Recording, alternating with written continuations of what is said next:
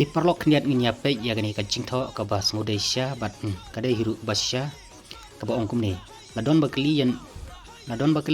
yanu ka WPP kan sai bujli kum ukertong ke MP ka jupa ba ai hi kalong ha kapor basai ke parti ya i Dr. Ricky kum ukertong ke MP ibriu ki arta tinlun bat ong ba labakla ke parti bansai damai namar imdon sur ban kerkaj bat kum ta terter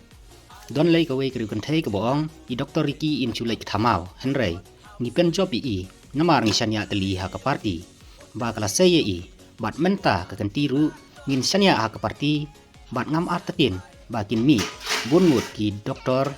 Ricky na ka parti lada ka WPP ka say da manu manuru ngin syanya tali bay kumbang ngi syanya ha ka por basay ya i Dr. Ricky di parlok kanika kantin bat kanika jingtho kadai ka ba sngau syong kya sya bat ngai skamru ba ha ki sngi ki banwan andala pen mi ya ka notice ban fix ya ka tarik ban penlong ya ka by election jong ki member hapo lok sabha ngai skam ba lada ka parti kan sai da unu ubriu ngai skam ba ka parti WPP kan pek benia bat kan bisar benia kumba bisar ya i Dr. Ricky Sengkon bat ngai ru da ka jing syania jongi ha ka parti min sahun mensim kumbahun ha kapor bajob i Dr. Ricky Sengkon te parlok ngai skam bangin nom babe ngin nom kuslai ngin nom diaw ya ke jinjit jong ka parti la ka jit ya unu kandidat ngai skam ba udai briu babiang namar ba ka parti hi ka bisar haswa ya ki jinglong ya ki jingman jong briu ya ka kerdan puli bat kumni terter kani ka dai ka jingsyanya ka jongi iwe bat sai simpat ngakar part cepiki parlok bangin ai ka ti kamon ki ka diang bangin kersan telitelan ya ke WPP bangin penjob yang bat dekat hadian ba anda ngilayo ya ka jingjob da ka jing kersan ka jungi ngin sahun bat ngin sa kan mau biang sai simpat ya ka kerteng banonam jong ilit Dr. Ricky Sengkon bat ikikam ru kumju ba uta kandidat bangin penjob unlong tik kum ka akor keburom kum ki matrikam jong i Dr. Ricky Sengkon di kublai sibun lang ba kani ke video ngai ba piru pindon ya ka jingkmen ban yo i ya kani ke jingtho ka ba syong rim kublai sibun kublai syu jarmu